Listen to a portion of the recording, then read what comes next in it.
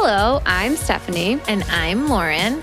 And this is I've Got Guts, a podcast about living and thriving with chronic illness. And all the things that take guts to say out loud. We're here to talk about the hard stuff, the stuff that's messy, complicated, and often left unsaid. From chronic illness to everyday life, we're creating space for honest conversations, real connection, and a lot of laughs along the way. And just so we're clear, we are not medical professionals. We're just two best friends sharing what we've learned and what we're still figuring out. So you don't have to do it alone. Happy New Year, everyone. Happy New Year and welcome back. We've missed you. Yes, we did. It felt like we had longer than a week off. I know, sitting down this chair, I'm like, it's been a while, but it really it's only been 2 weeks. I'm in a hormone haze. I have no idea what's going on. Oh, you are in a hormone haze. That is a really great way to describe it. You got a lot going on, Rome. I really do. Well, let's catch everybody up with our thorns and roses. All right. What do you want to start with? Let's get the thorns out of the way. All right.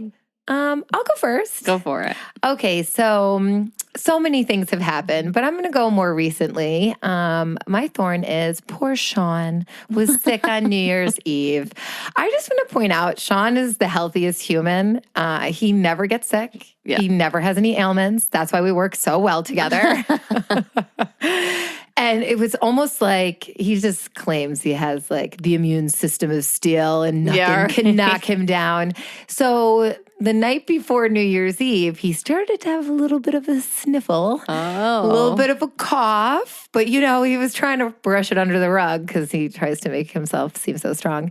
And New Year's Eve, he woke up and it was just like super slow. He went out to Wegmans to get stuff for that night and he came back and he looked not well and he slept basically all day, in and out. I stepped over and I'm like, I went to say hi to him and I'm like, wait, he's snoring. Oh my God. He was just in the chair, in and out of consciousness all day. He must have slept for like 15 hours. Yeah, it was insane. Well, that's how you know you're sick. Yeah. So at one point he's like, I don't think I should come with you to Joellen's. I'm like, I was going to suggest that. I don't think anybody's going to be around you. So we did, Connor and I went over for a little party at Joellen's house, but I did feel bad. I didn't want to show on a ring in the new year alone. That's like a bad energy, bad vibe. So he picked us up at 11:45. That's perfect. So we rang in the new year as a family and went to bed. Exactly. Yeah, so that was my thorn. What's yours? Mine is New Year's Eve related as well. Dun, dun, dun. Yeah. So New Year's Eve, we were excited. Anthony and I get excited to have a little fun night to ourselves or whatever. So we ordered Chinese food this year. And on Anthony's way home from work, he went to pick it up. It was a bit of a snowstorm. Actually, it was more than a bit of a snowstorm. It was a crazy snowstorm. We were supposed to go to Canandaigua, and I was glad we weren't going to make the drive because it was messy out there. It was rough. So he goes to pick it up, and he had to parallel park because it was on the street or whatever. And you can't really see the curb because of the snowstorm. And he hit the curb with his tire. No. And he gets a flat tire. So he calls me and he's like, I have the food, but I have a flat tire. He's like, I'm in the middle of the road. I'm like, oh my God. So then I started to get really nervous because I was like, he's in the middle of the road. He calls roadside assistance, and they're like, it could be 2 to 3 hours. I was like, 2 to 3 hours? Here's the thing. I wouldn't have been able to eat if it would have been that long. Because I was already pushing it. Eating Chinese food is that late. Right. And it's not like you could have just left the car. It's on the side of the road, or it's in the middle road. Of the road. Yeah. So I called my dad, who does live 5 minutes from where this place is. And my dad went and helped him, and they got the donut on. But now it's this whole debacle. My dad had to bring the tire in. And because Anthony's car is a little bit bigger, they had to special order the tire. And the tire doesn't come in until Tuesday. So Tuesday? We had to go get my mom's car. And then my mom's car wouldn't start. And I'm over here dying in ovary pain, trying to jumpstart a car in the middle of a snowstorm. I'm like, this is a nightmare. Oh my gosh. You guys are on quite the car chronicles here. Yeah, we really are. But you know what? 2025 was a rough year for us. And I was like, this is the last big middle finger from this year to us. But you know what? It all ended up working out. So you ended up having a nice New Year's. Yes. New Year's Eve. Good. Yeah. Good. All right, let's get into our roses. What was your rose? What was my rose? What was I going to say my rose was? There were so many roses. You did have actually quite a magical Christmas this year. I did have a very, very magical Christmas. I I do feel like the Christmas magic was full force in our house. It was. And Santa was very, very good to Connor. And you know what? Connor, I feel like every age I always feel like it's a magical age. It's this, it's that, looking back on videos from when he was little. But this is different. It's like his appreciation and for the gifts that he got. Yeah. And that was most of the stuff on his list. And just to see the excitement as we were tracking Santa that night. So it was just so fun for him. And it was fun for us to watch. And I don't know, he's like still a kid, but like has these qualities of like, you're a real mini human, like almost, right? Like his note to Santa, it was the cutest thing I've ever seen. And the Buffalo Bills better win the Super Bowl because that note. His note was so adorable. The way he was just so, and he wrote it real fast that night. Like, we had my parents over. We do like crab legs and a big seafood thing. Yeah.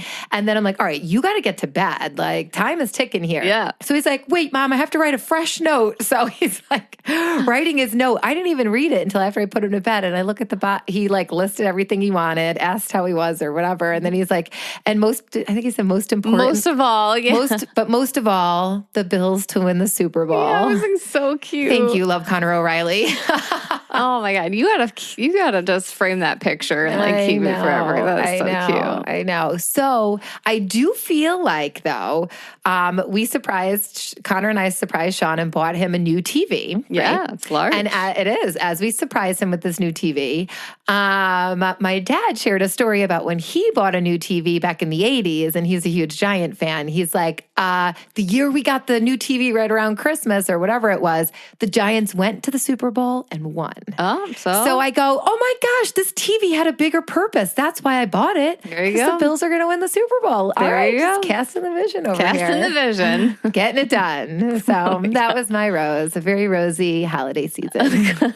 Good. With this flat screen TV. You also got a fireplace out of it. Oh, yeah, because, there might have been a thorn in there. So he opens it, and it wouldn't fit. I got him like a 60-something inch. Mm-hmm. It would not fit on the TV stand. And I'm like, well, this TV stand, first of all, was so shot. It's from like 2009. It was probably like a piece of furniture that looks like an eyesore in my living room. So Sean's like, I'm like, oh my gosh. So now I just created another problem for us. But problem solved. New fireplace that looks adorable. It does look really adorable. And serves as a TV stand as well. Yeah. So, yeah. And it's got cabinets. And it has cabinets and it has drawers. So it's perfect. It's perfect. Mm-hmm. All right, Rim, what's your rose? I mean, I was actually kind of a little bit dreading this holiday season, but it ended up being really nice. Yeah? Yeah, like we hosted Christmas Eve and we had our parents over and our neighbor Deb, and it was just such a nice night. And I made, obviously I made way too much food, but like it was good and we had a lot of laughter and it was just like a very calm and relaxing Christmas, which was nice. So good. But my real rose it's kind of a thorny rose, actually, but we are preparing for another egg retrieval. Actually, when you all are listening to this, you're going to be under the knife. Anthony and I will both be under the knife. For this egg retrieval, Anthony has to have a procedure done as well. And actually, if you're following me on social media, Anthony's going to come on and do a little post about why this was an important thing for him to do. Because yes, I love this. Male infertility, we don't talk about how much the men play a role in infertility. So we kind of want to start highlighting a little bit about why we're making some of these decisions. But it's our fourth egg retrieval. And I'm feeling really... I can't believe it's been the fourth one. I know, in a crazy. year. Crazy. And it does stink. Like, obviously, it's happening the day we're supposed to be going back to work. Right. But I have to follow my body, and this is what my body wanted, and the path that...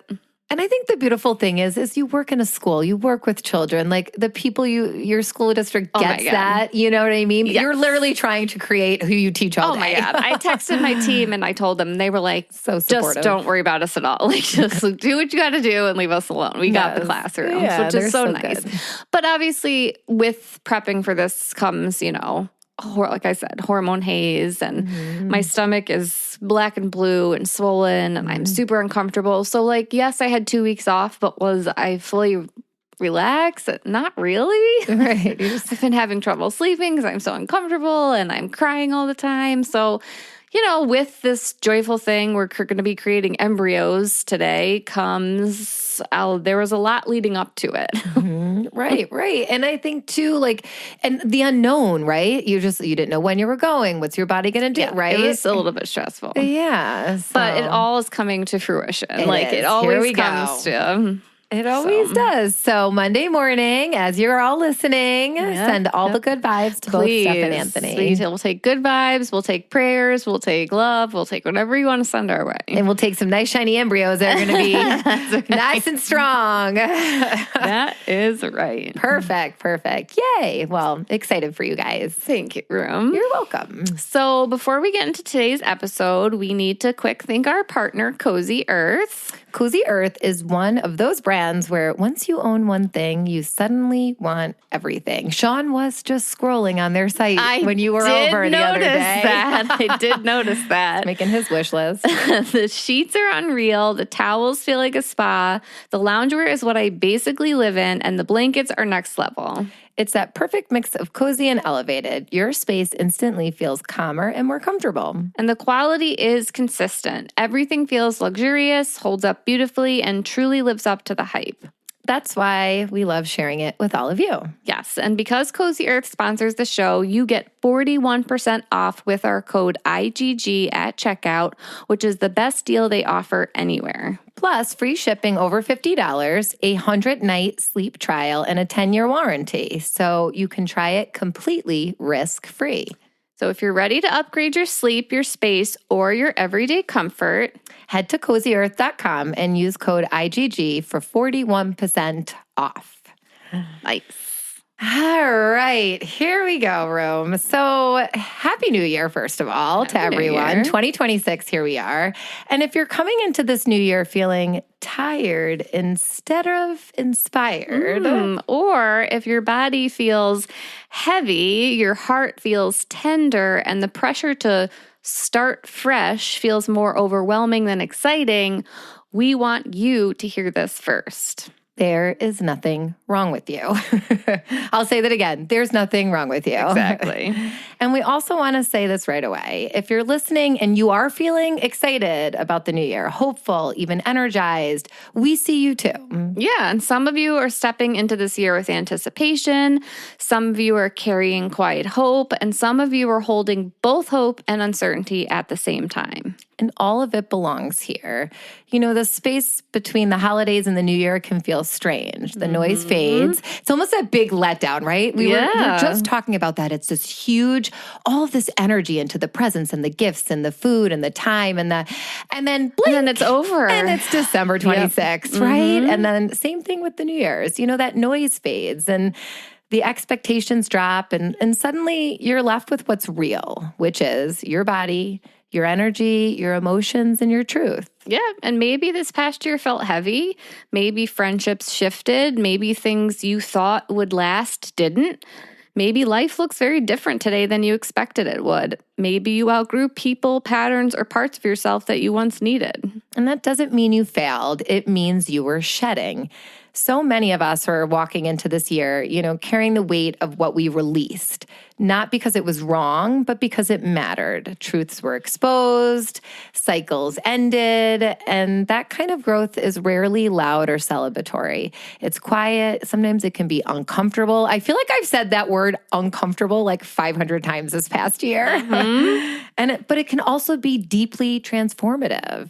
Yeah, and sometimes that shedding happens while you're still hoping, still waiting, still showing up. And whether that's waiting on your body, waiting on answers, or stepping into another chapter that takes courage, it's okay if excitement and exhaustion are living side by side right now. And here's what we're not doing today. We're not chasing a whole new year. Right. We're not making resolutions rooted in shame or really any resolutions at all. We're not forcing ourselves to bounce back or catch up or prove anything. Yeah, what we are doing is choosing compassion for your body, especially if it doesn't reset on January 1st. I don't know whose body actually does that. Compassion for your nervous system, especially if it's been in survival mode, and compassion for the season that you are in, even if it doesn't look like everyone else's. And, maybe the most important reminder of all, maybe you aren't the problem. I love that.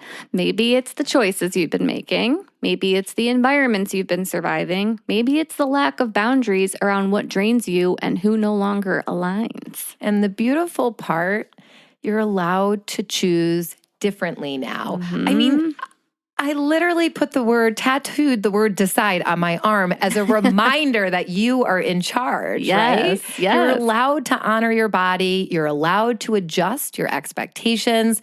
You are allowed to move forward without abandoning yourself.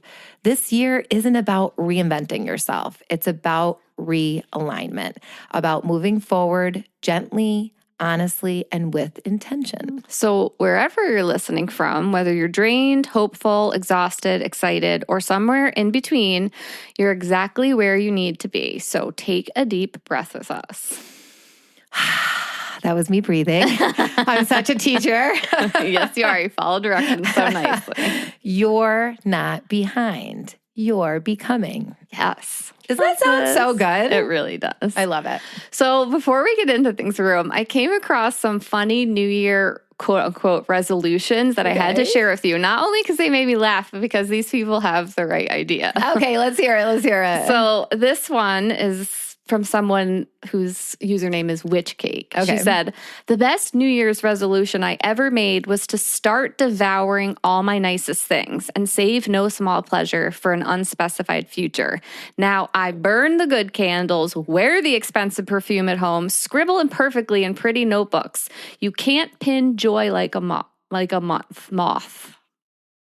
I love that. Love that. And the next one is from someone whose username is Very British Problems. Realistic New Year's resolutions. All right, Ready? let's hear it. Give me some. Get slightly older each day. Oh, okay, perfect. Eat more cheese. I love that one. I love cheese.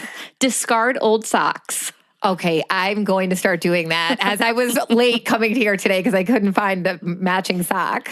Drink the same amount of tea. Oh. Never run out of biscuits. I actually love that one. I mean, if they're gluten-free, I'm in. Say getting there a lot. Yes. And muddle through. Yes, I love that getting there, because sometimes you think you should have arrived at some point. Yes. And you haven't. And instead of shaming yourself or feeling bad, I'm getting there. This one comes from someone whose username is Stoned Cold Fox. Love that one. Ooh, that's a fun one. It says, "I'm not making any resolutions. I think it's time for the years to be better, not me." Ooh, yes to that one. That's got a little sting to it. And last but not least, from someone just called Liz. My only 2 New Year's resolutions are to 1, release my inhibitions, and 2, feel the rain on my skin. Yes. Cue song. Yes. So, I would start to sing, but I can't carry a tune and I know 0 words. I just read those and I'm like, yes, this is the energy we're going for. Like, yes. Make fun of it a little bit. Yes. Like, maybe the year needs to get better, not you. Yes. Like, maybe you need to do the same exact things you were doing last year, and that's okay. Yes, it's okay. And just be easy and fun with yourself. I think if you've learned anything, if you've been listening to us for a while, you got to keep it light and you got to add some fun and laughter to it. Yes, and I love the one too where she's like, I'm going to burn the good candles and wear the perfume at home. Like, how many times have you been like, I'm going to save this for this? Right. What are we saving it for? We just said that at the exact same time. That was not planned. Our brains are on the same wavelength. Oh my God. All right. So let's move into what we really wanted to talk about now. So if you're on social media, I'm sure that you've seen posts about 2025 being the year of the snake. And this coming year, 2026, is the year of the horse. Yes. And I feel like every single post I saw resonated so much with me. Yes. So I literally had 55 screenshots. I go, room, should we highlight this? You're like, we are. I'm like, okay, good. We've sent each other back and forth so many things about this. So the Chinese New Year follows a 12-year zodiac cycle, which each year represented by an animal and its energy. And each animal symbolizes certain themes like growth, reflection, movement, or renewal that many people use as a lens for intention. Yeah. And, for me, it is more about noticing what the symbolism mirrors in my own life and season. It is the meaning that we assign to this, right? So as you read something, even if you're not someone who follows along with, this, Chinese New Year, you can assign whatever meaning feels good to you. Isn't that so powerful? Yeah, right?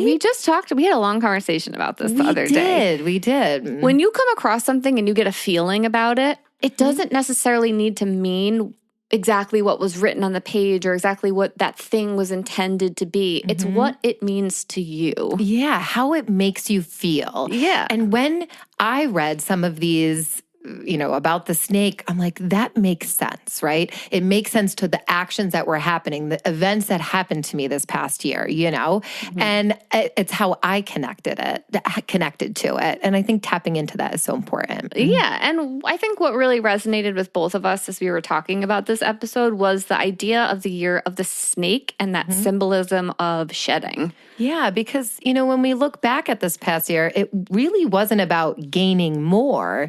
It was about letting go. And I think if you just phrase that in your mind for a minute, what did you let go of? It can be so many things. Yeah. For me, something I look back on as letting go of some friendships that no longer felt aligned.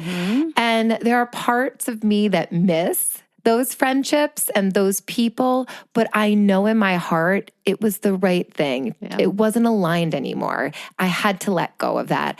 I had to let go of the idea of my esophagus being normal. I literally had to just shed that and let that go, right? It just is what it is. And it feels so free to just have that almost release and that shedding, And it's shedding of just emotions and feelings towards something and thoughts and just honoring how you're feeling, And sometimes it can feel uncomfortable. The word of 2025. The word of 2025. But it's that what aligns with you. And that actually, I always pick a word for my new year, every year, which we'll talk about this after. And alignment is my word this year. I like that one. It's a good one. For me, what I'm shedding this year is expectations, especially the ones I carried around how fertility and this chapter of life was supposed to look. And I had this picture in my head of the timing, of the order of things, of how easy or natural it would be, or of what I thought I would be doing by now. And infertility has a way of quietly breaking every version of that story, not just the big dreams, but the small ones too, the casual assumptions, the timelines we never even realized that we were attached to. So this year, I'm letting go of the version of my life I thought I'd have by now, and I'm choosing to be present with the one that's actually unfolding. I really love that. Yes. I'm getting emotional because it's true, because I think you are such a planner and a doer, a type A type of person, and so am I. And it's we want to be in control of certain things like this, but I don't know why I'm getting emotional. I think it's because I know you're going in for this retrieval tomorrow. I know. And as I'm saying this, it's powerful. I am shedding the pressure to catch up and the shame around needing more time and the comparison to people whose paths look so different from mine and the belief that I did something wrong because things are taking longer. And instead, I'm learning to hold hope without forcing a timeline, to trust my body without constantly fighting it, and to let this journey be what it is without, like you said, needing to control every chapter. So this is the year I stop asking, why isn't this happening the way I expected? And I start asking, how can I care for myself through this no matter how it unfolds? I love that. And I need to take a minute to gather myself. I just got really emotional. And you know why I think it is? I think it's because I've watched you and Anthony move through this with such grace. But also my heart breaks for you guys. But at the same point, to hear where you're coming from, Room, you've been through so much. You are a changed person because of all of this in a good way. And it's strengthening you as a mother and as a human in all your roles. And but sometimes it is so hard to to just watch. I want to just get that baby in your belly. Like, what? But it just... Now you're making me cry over here. Just to hear you, just to hear you say all of that, you have grown so much, so much, so much. And now, do we have tissues in here? Because we might need to get I some. always say that every time I do a session with Rachel, our therapist, I'm always crying and I'm like, I still don't have tissues in this room. Like, why do I not have a tissue box near me? Usually my shirt sleeve gets a lot of action during our sessions. Here we go. I'm just going to just get it up and I'm just going to dry it up here. Okay. So now that I've composed myself, love you guys. And I love you too. Your attitude and the growth that you guys have had. Thanks, Rue. Back to letting go. Yes, back to letting go. So for me too, letting go of identities that once fit but don't anymore. I feel like, this is a big one for me. The identity of Lauren, the third grade teacher. I'm not just a third grade teacher. That used to completely define me. Yep. But now I look at it as what has helped me evolve into who I am today and going back to who I am becoming. I'm not just Lauren, the mom, the friend, the wife, and the teacher. I'm more than that. I'm stepping into a greater space together, right? With the podcast, with the course I developed. I have to tell you something. What? Okay, I'm going to tell you this right now. Okay, coming at you live. So over break, you know that I wrote a picture book called Celia the Celiac. Yeah. And I wrote this book over 10 years, 15 years ago. It's been on my heart, but I could not refine her story. Celia, obviously has celiac disease, could not refine her story. I just was struggling with what it was going to look like. So I've literally been working on this for years. I woke up when we were away in Albany for Christmas, and I had my laptop with me, and I woke up with this pull to open up my laptop and start working on it. And Connor was sitting with me. I think he might be a co-author. And we're reading it together, and we're refining some things, and we're adding in some things, and we're talking about illustrations. And I'm just going to say it here and right now, this book is going to be coming out. It's going to be coming out. I believe it. I know I've been saying that for 15 years, and you guys have been very... But this feels different. I feel like I am who I need to be this author of this children's picture book. Yes, called Celia the Celiac. I love this. So excited. So this is just me stepping into all of these roles, right? And letting go of that identity.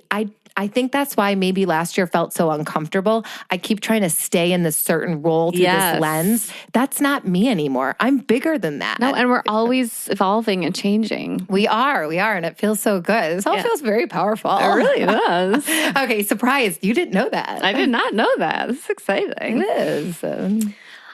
This year, I'm also shedding habits that once supported me but don't anymore. So coping mechanisms that made sense in survival mode, routines that belong to an older version of me, patterns that I kept out of comfort because I am a creature of comfort, not alignment. So I'm giving myself permission to evolve, to choose what actually feels nourishing now, not what I've always done, not what I should keep doing, because growth sometimes looks like letting go of what used to work so something better can take its place. And this all can feel painful at times because shedding doesn't always come with celebration. Sometimes it comes with grief. Yes, so true. And I think that's such an important reframe because so many of us look at endings and immediately label them as failures or it didn't work, right? Right, but shedding isn't failure, it's preparation. Yes, preparation, just in general, preparing you for what is next. A detour in the right direction. Just because something ended doesn't mean it didn't matter. It means it did its job. It was here to teach you something, to guide you somewhere.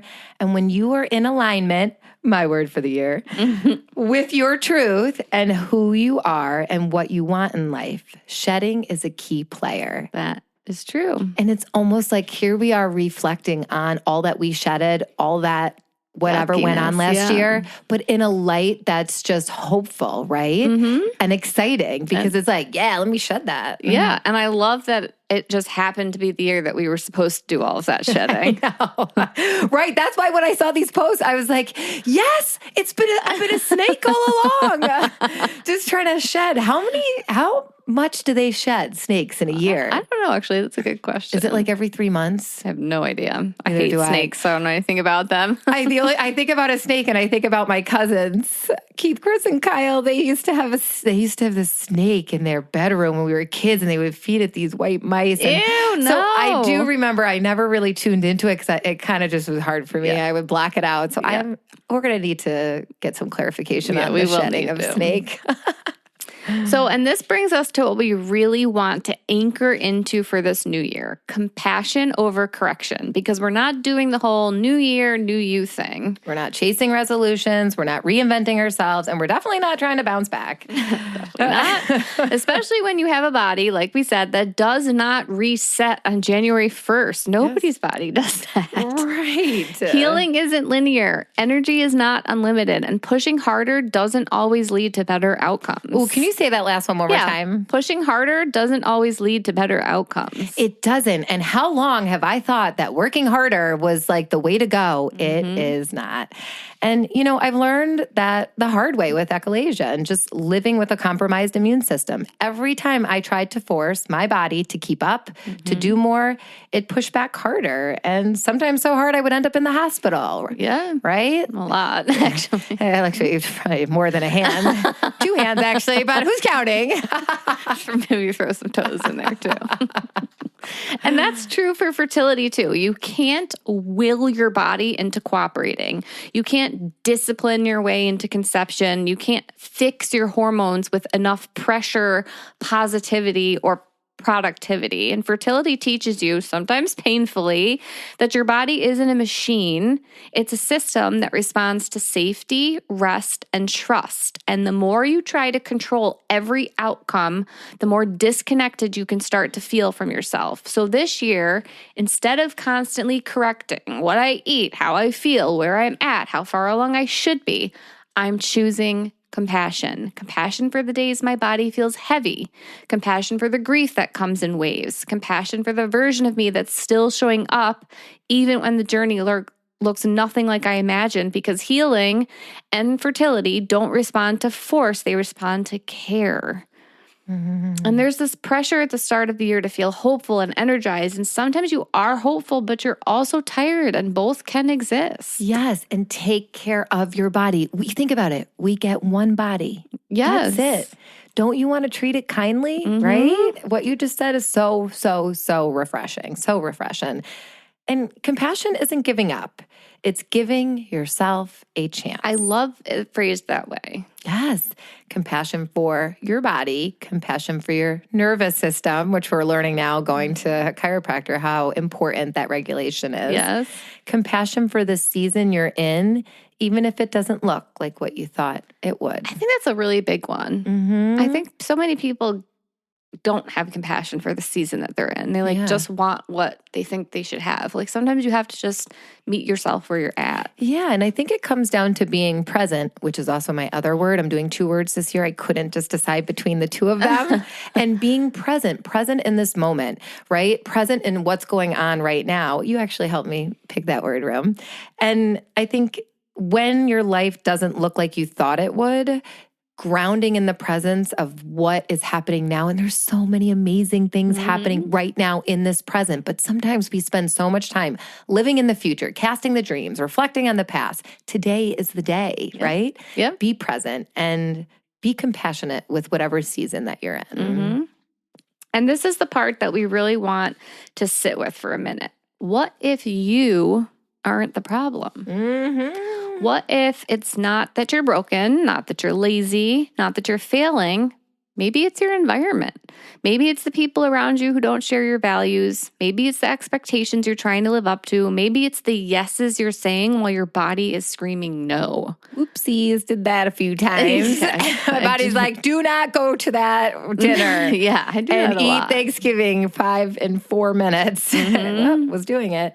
And because when I look back, so much has shifted for me when I stopped blaming my body and started changing my choices, shifting my energy and what I focus on, right? I could blame that Thanksgiving on my body, right? That I ate too fast and I flipped my esophagus upside down, literally. But instead, I'm shifting what I'm focusing on moving forward, right? When I eat, when I sit down, I'm setting up boundaries for myself that it's okay if I don't finish a meal and it takes me 2 days or 8 hours, It's putting up those boundaries, and boundaries aren't punishment. They are self-respect. I'm respecting myself. I'm respecting my cute little esophagus and its bird speak.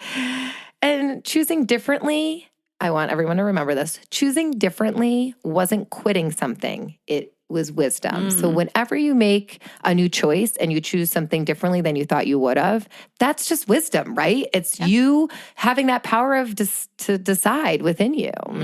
And boundaries don't mean shutting people out. They mean protecting your energy, your hope, your healing. You are not stuck. You're in charge of your choices. So this brings us to, I almost wish we had like a galloping noise of a horse galloping in. I picture, oh gosh, is it the Princess Bride with the horse galloping? I feel like that horse is what I'm visualizing. So this is the year where the horse comes in, because after shedding, there is movement. Does this mean there's going to be more movement with my esophagus? There maybe? you go. I like love this for me.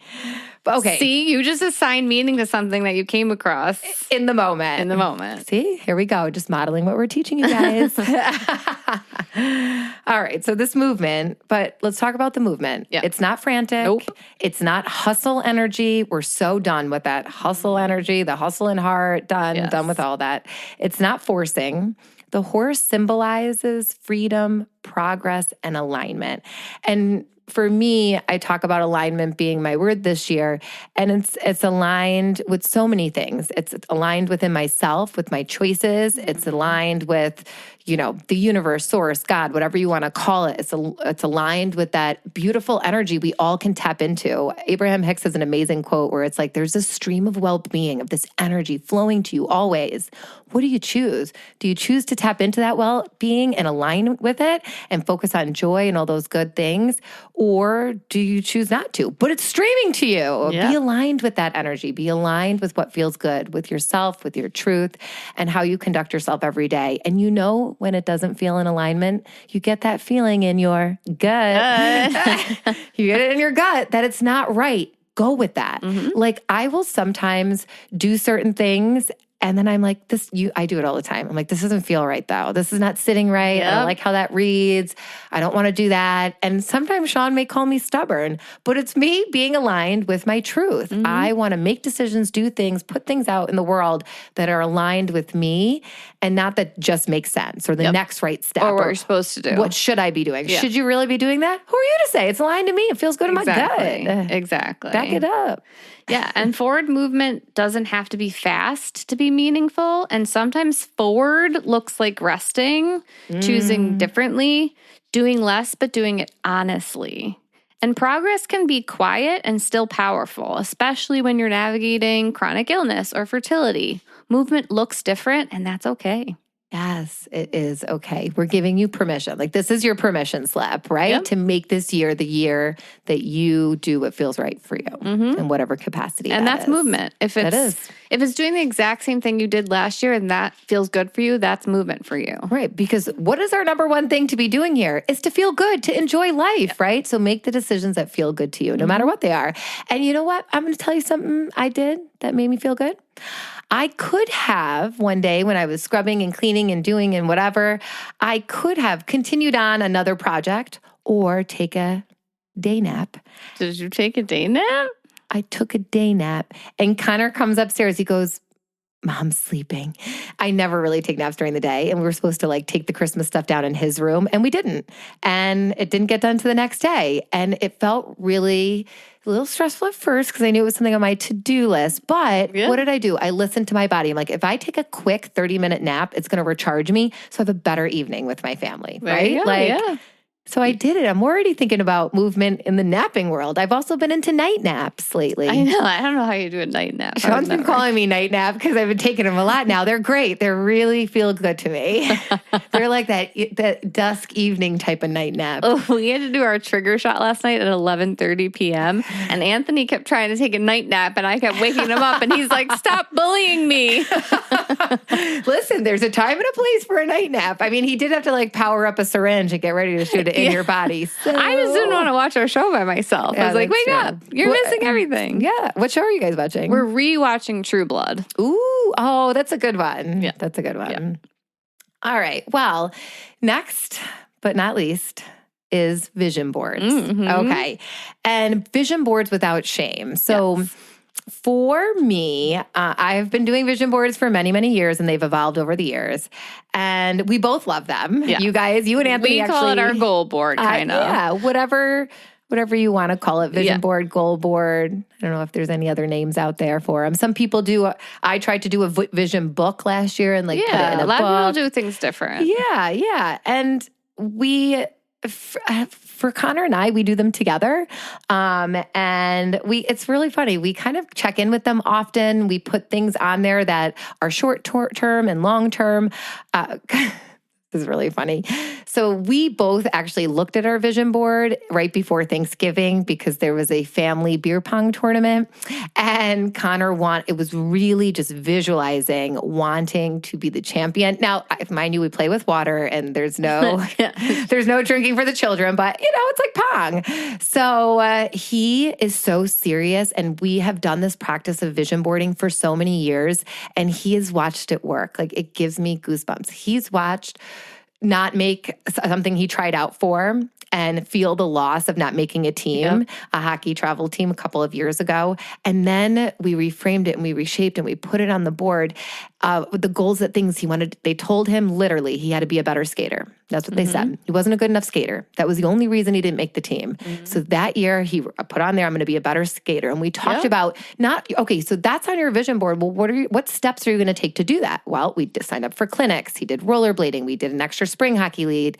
And then he is so talented now. And it's not because of that pure talent. It is because of his hard work and his dedication and his visualizing. And he is an incredible hockey player. He's moved up to 12U from 10U, and it's going so well. Yeah. So he is making meaning in the moment of the benefits of a vision board. But there's things that have been on there that he can't achieve yet. Like, he thinks he's going to the NFL. All right, that's going to take and he's going to be on the Bills. So this is going to take some time. I mean, just logically, you can't do any of that until you're over the age of 18, right? I don't even know what the requirements are for age, but so you have those long-term goals. But then there's some goals he put on there that he just hasn't achieved yet. And I think how I have that conversation with Connor, I just wish somebody was having these conversations with me back in the day. Me too. Not that our parents love our parents, but it was just a different mindset back in the 90s. Yep. This was not what people did, know? No. So I think I'm just arming Connor with all of this. And I do the same for myself and my own goals. And something new I'm putting on there that I've never put on my vision board before is my bird's beak, my esophagus. Yep. I'm putting it on there, and I'm going to put it on there. I actually have an X-ray of it. It's so cute. It really looks like I have a cardinal in my body. And I'm putting it on there so that every day I can look at it and send it love and send it compassion. Because when those uncomfortable feelings come up and when those things start to bubble up, it's that compassion and love we can show to ourselves. So if I'm always hating on my esophagus, is it going to want to try its best? Probably not. Probably not. But when you're sending that energetic love to it and just visualize it working. So that is like the number one thing on my vision board this year. I love that. Front and center. And it's also super cute. So. You're so funny. You're the only person who thinks an X-ray of your esophagus is cute. Well, let's talk about your vision boards and your idea just on visioning in general. And so Anthony and I have like a board that's actually in our kitchen. Like, it is a focal point of our kitchen. It's got our initials on it, and we write the year every year, and we put up little pictures on it, little Polaroids we took from New Year's Eve. Like, it's just how we do it every year. And it's got usually 4 main things on it. And this year, actually, out of the 4, quote unquote, we call them goals, but it's really a vision board. Of those 4 things we had on there, we only accomplished this year, and they weren't really even fully accomplished. We kind of had to rewrite them a little to make them more accessible. So we took 2 down and rewrote them so they were a little bit more accessible. And the other 2, we had to leave up there because we just aren't there yet. Yeah. I mean, one of them is growing our family. And that's not something that you can be like, oh, done. It's got to be done by January 1st. It's going to come in its own time. Right. So it's just like, it's up there every day as a reminder to us so we can see. And it's just something simple. We wrote it on like a little index card with like a silver marker, and every day we walk past it and we see those 4 things that we're focused on for this year. And it's just a nice little reminder for us. And you know what? I actually, at the end of every year, I go through and I have a book that Anthony made me, and I put the pictures and the goals on them, and I put a check mark if we've accomplished it. And it's just going to be a reminder to go through every year of what we accomplished. We're going to have a book of all the things that we have done together as a couple. And it's just such a nice reminder. For us, it doesn't feel like pressure. It doesn't feel like a contract. It doesn't feel like an added demand on our plate. It just feels like a nice reminder of what we would like to accomplish. Yes, I love that so much. And I think it's just such a special memory that you're making together, but also something you're going to model for your kids. Right. Know? And like the way we see it, if something doesn't happen, you don't have to marinate in disappointment.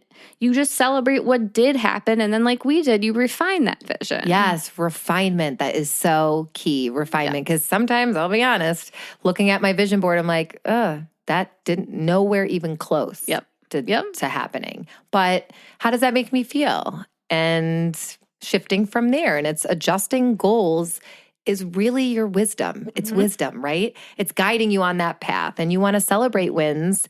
And when you do, that creates momentum, and refining dreams is just growth and honoring this growth. You know, some of the most beautiful things we built this year didn't come after the hard. They came during it. Yes, that's a big one. Right? So it can happen during it, like the growth of this podcast, the digital course I created, Room, you starting your gastroparesis coaching business, our hard of all we have been through over the years during, like literally, I mean, we were going through it. We're going through it right now. It's happening during the hard, and we're using it.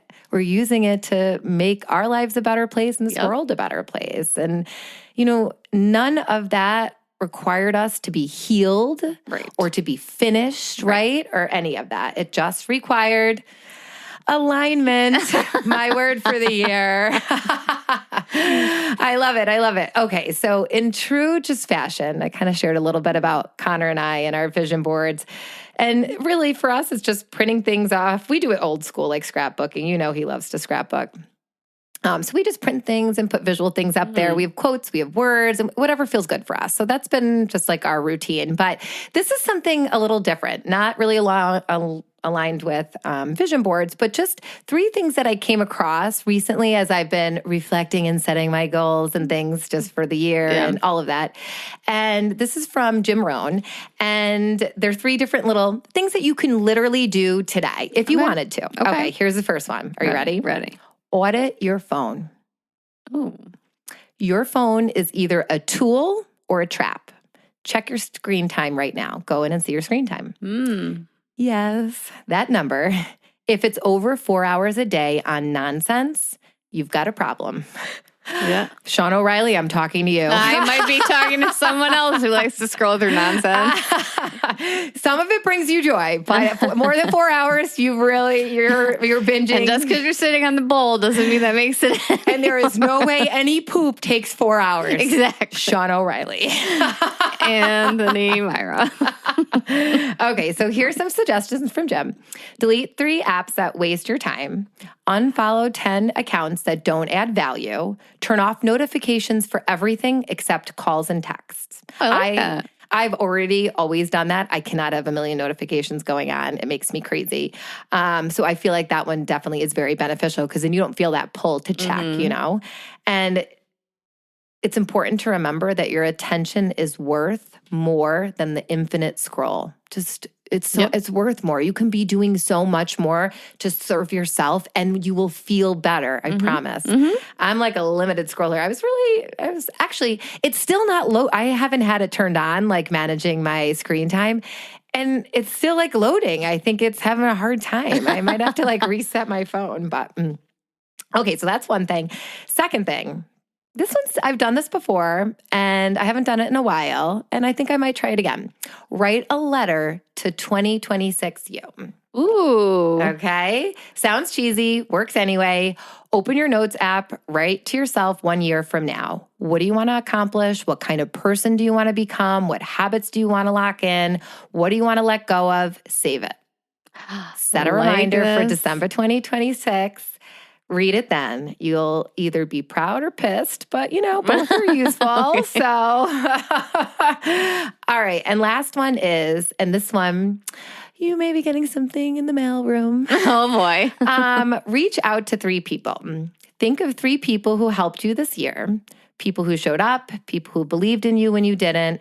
Send them a message, not a generic like thanks, a real one. And it could be as simple as just a text that says, hey, just wanted to say I appreciate you for blah, blah, blah, whatever it is.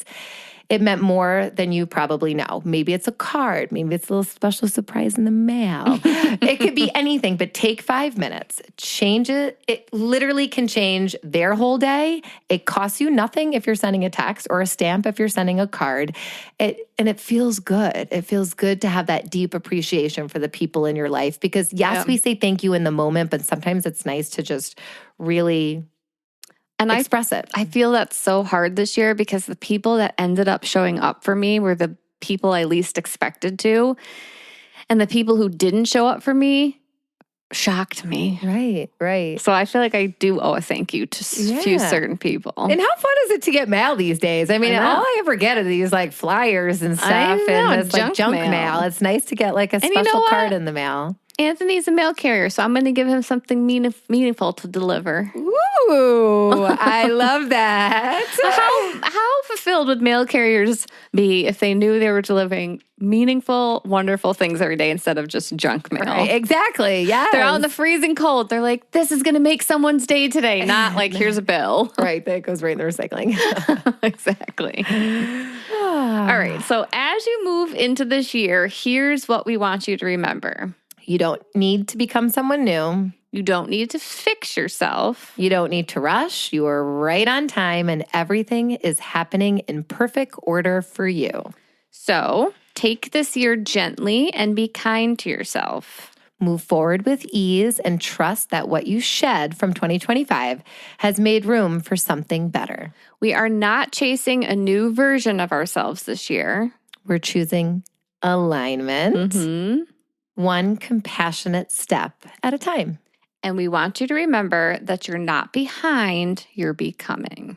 Love it. All right. So before we leave you, another quick shout out to our sponsor, Cozy Earth. Treat yourself or someone you love to the softest, coziest sleep at CozyEarth.com with our exclusive code IGG at checkout.